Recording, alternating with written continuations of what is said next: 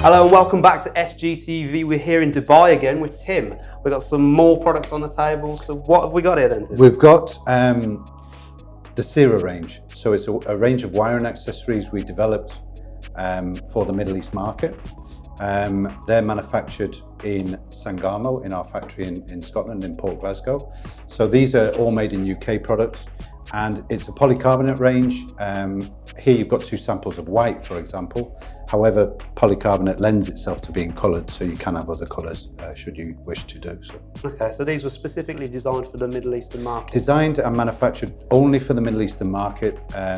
I don't believe there's much demand for a wide rocker switch in the UK. I could be wrong, but specifically designed and manufactured only for the Middle East market. Okay, hope you find that useful out there. We'll see you again next time.